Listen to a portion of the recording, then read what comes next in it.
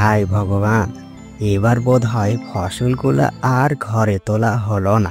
দিনকাল যা হয়েছে তাতে মনে হচ্ছে বৃষ্টিতে সব ভেসে যাবে, সাথে আমার কপালটাও।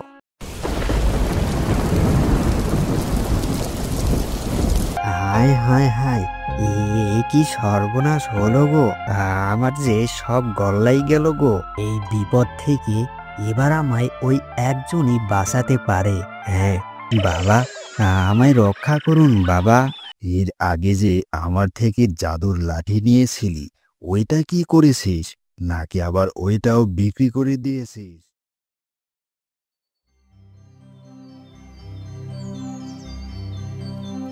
হায় ভগবান, এবার বোধহয় ফসলগুলো আর ঘরে তোলা হলো না। দিনকাল যা হয়েছে তাতে মনে হচ্ছে বৃষ্টিতে সব ভেসে যাবে, সাথে আমার কপালটাও। এদিকে একটা কানা করিও যে হাতে নেই, যা দিয়ে সংসারটা চালাবো। জানিনি কপালে কি শনির দশা রয়েছে। কি হারুদা ওভাবে কার সঙ্গে কথা বলছে? কই আশেপাশে তো কাউকেই দেখছি না। ও হারুদা, এই মেঘলা দুপুরে একা একা কার সঙ্গে কথা বলছো গো? নিজের সঙ্গে একটু হিসেব নিকেশ করছিলাম ভাইয়া। তা কিসের এত হিসেব করছিলে শুনি? আর হিসেব, এই দেখো না ভাইয়া, এত কাঠখড় পুড়িয়ে শেষমেশ পথে বসার জো হয়েছে আমার। এই পাকা ধানে এবার মই পড়বে বলেই মনে হচ্ছে। এই ফসলের কথা বলছো? কি আর করবে ভাইয়া, আমাদের কপালটাই যেন ওই কাঠ কয়লার মতোই, বুঝলে কি না? তার বলতে এই কাঠ ফাটা রোদে পুড়ে ফসল ফলিয়ে যদি ঘরে তুলতেই না পারি, তাহলে এর থেকে আর কষ্টের কি বা হতে পারে। এদিকে আবার জমিদারের খাজনাটাও বকেয়া রয়েছে। সময় পেলেই হা করে চলে আসবে আদায় করতে ওই জমিদারের চেলা। তা যা বলেছ ভাইয়া, আমি তো সেই ভয়ে ঋণ পর্যন্ত করেছি খাজনা শোধ করব বলে।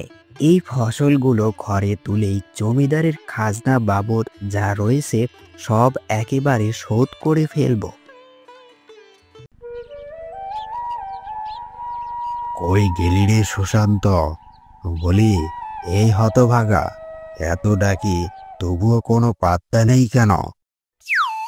কি হয়েছে হুজুর? হ্যাঁ, এমন করে চিৎকার করছেন কেন?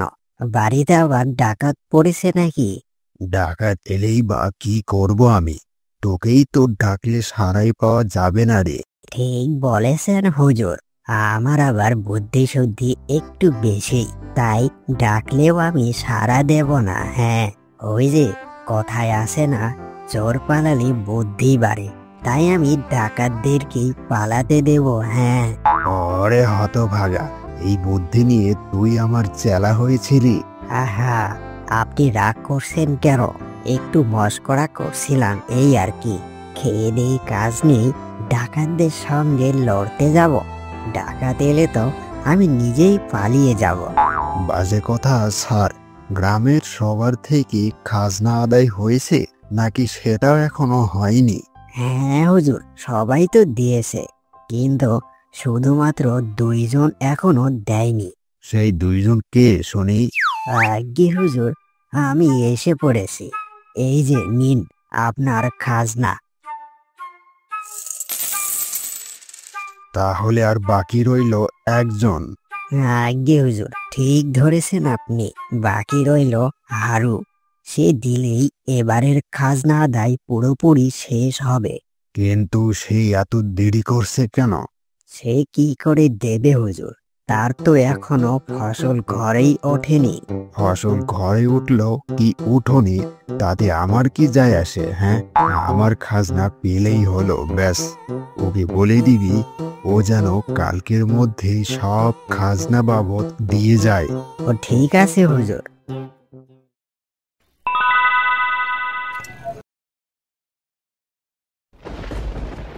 তোকে যে বারবার বললাম টেবিলখানা এখানে না দিতে, কিন্তু তুই তো আমার কথাই শুনলি না। এবার যদি বৃষ্টি নেমে পড়ে, তাহলে তোকে ঠাই এখানে দাঁড় করিয়ে রেখে দেব। হ্যাঁ, এই বলে রাখলাম। আপনি শুধু শুধুই আমায় বকছেন। এই সামান্য মেঘে কি আর বৃষ্টি নামে? তাহলে নামবে না বলছিস? কি যে বলেন না কর্তা, এটা দেখতেই দানবের মতো, কাজের বেলায় নস্যি, ওই ঠিক আপনারই মতো। বাজে কথা স্যার, কালকে যে বলেছিলাম আরো কি বলবি যেন সব খাজনা আজকের মধ্যেই শোধ করে দেয়। ও বলেছিলাম তো, কিন্তু এখনো যে কোনো পাত্তাই নেই। ওই তো এসে পড়েছে। আমায় দেখেছেন হুজুর? বলি, জমিদার আমি না তুই? হ্যাঁ, আগে আমি না, মানে আপনি হুজুর। তাহলে আমারই খাজনা সেই কিনা আমাকে চেয়ে নিতে হচ্ছে?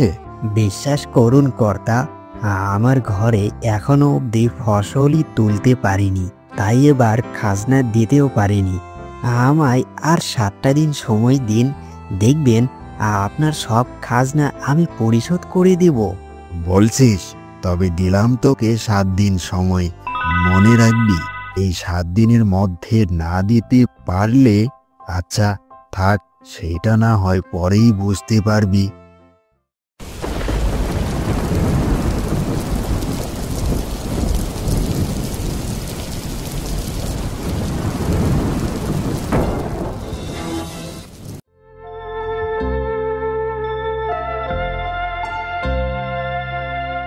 হায় হায় হায়, এ কি সর্বনাশ হলো গো! সব ধান যে একেবারে মাঠে মারা গেল আমার। এবার কি করে পেট চলবে আমার? হ্যাঁ, তার চেয়ে যে বড় কথা, আমি জমিদার মশাইকে কি করেই বা খাজনা দেব এখন? আমার যে সব গল্লাই গেল গো। এবার কি করি, কি করেই বা সংসার চালাই? এই বিপদ থেকে এবার আমায় ওই একজনই বাঁচাতে পারে। হ্যাঁ, আর দেরি করা মোটেই ঠিক হবে না।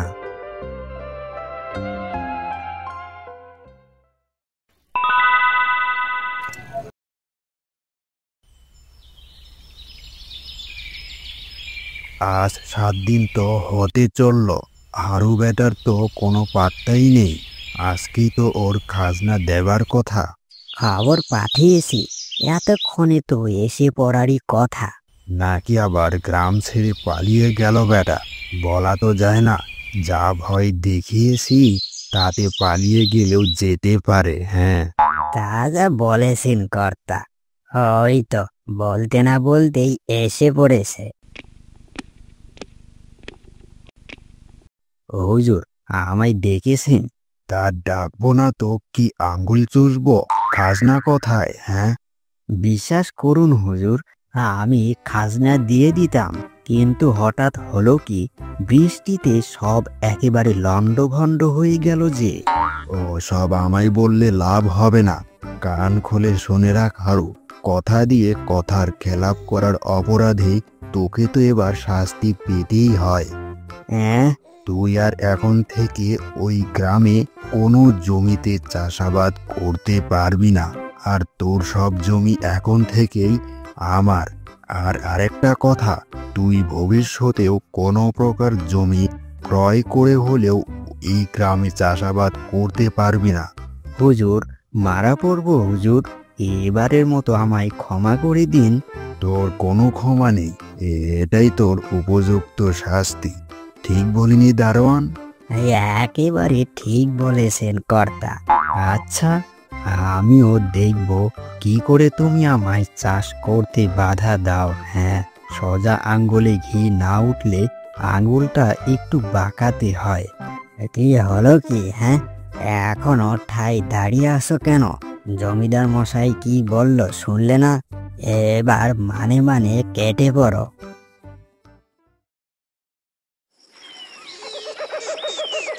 বাবা, আমায় রক্ষা করুন বাবা। হ্যাঁ, কি হচ্ছে কি এসব? তুই আবার এসেছিস?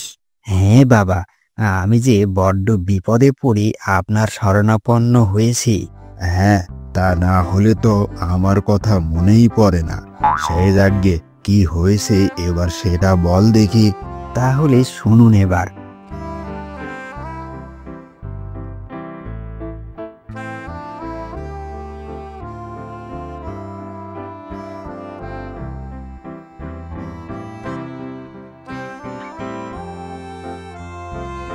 সব শুনলেন তো বাবা, এবার কিছু একটা করি বাসা নামায়।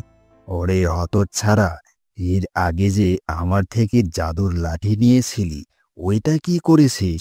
নাকি আবার ওইটাও বিক্রি করে দিয়েছিস? না না বাবা, ওইটা তো সেই কবেই হারিয়ে ফেলেছি। বেশ করেছিস।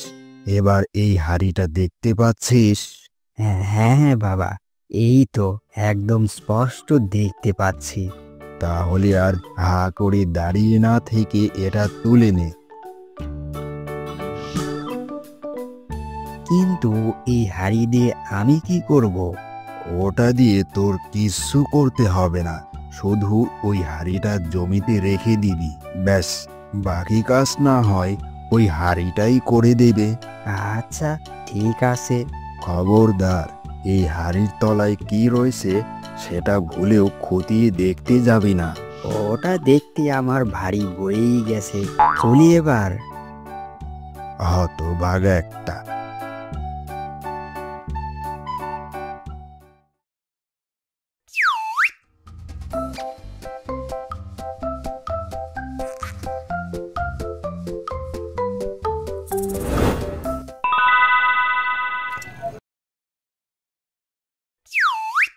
জমিদার মশাই, কই গেলেন জমিদার মশাই? দেখো কথা বলে না। এ কি কি হলো কি? হ্যাঁ, এমন পাগলামো করছিস কেন? যা হয়েছে তা শুনলে নির্ঘাত আপনিও পাগল হয়ে যাবেন হুজুর। এত হেয়ালি না করে কি হয়েছে তাই বল দেখি। এখন আর বলার সময় নেই, আপনি নিজ চোখেই দেখবেন, চলুন। কি মুশকিল? আচ্ছা চল দেখি। ও, তাহলে খবরটা ঠিক জায়গায় গিয়ে পৌঁছেছে, এবার হবে আসল মজা। এ কি আরো তুই? তোকে না বলেছি এই চাষাবাদ না করতে, তবুও তুই আমার কথা অমান্য করলি। আগে হুজুর, মার্জনা করবেন আমায়। চাষাবাদ করেছি বটে, কিন্তু আপনার আদেশ তো অমান্য করিনি। আবার বলছিস অমান্য করিসনি? তাহলে এগুলো কি? হ্যাঁ, আগে জমিদার মশাই, আপনি আমায় বলেছিলেন জমিতে কোনো চাষাবাদ না করতে, কিন্তু দেখুন তো আপনার জমিতে কোনো চাষাবাদ করেছি কিনা। হ্যাঁ, এটা তো খেয়াল করে দেখিনি। ওরে হারু, এটা কি ভেলকি দেখালি রে? ধান মাটিতে চাষ হতে দেখেছি বটে, কিন্তু বাপের জন্মে এই প্রথম আকাশে জন্মাতে দেখলাম। আরে এই দারোয়ান, ডেকে নিয়ে এসে এইভাবে ফাঁসিয়ে দিলি হতভাগা। আগে আগে হুজুর, আমিও বিষয়টা খেয়াল করিনি। আজকে বাড়ি চল, তারপর দেখাবো মজা। বলছি হারু, ঘাট হয়েছে তোর পেছনে লেগে, এই চাষ করতে নেই কোনো মানা। এবার আমি আসি। পথে এসো চাঁদু, আমাকে ফাঁদে ফেলার ফল এবার হারে হারে টের পেয়েছে। হ্যাঁ।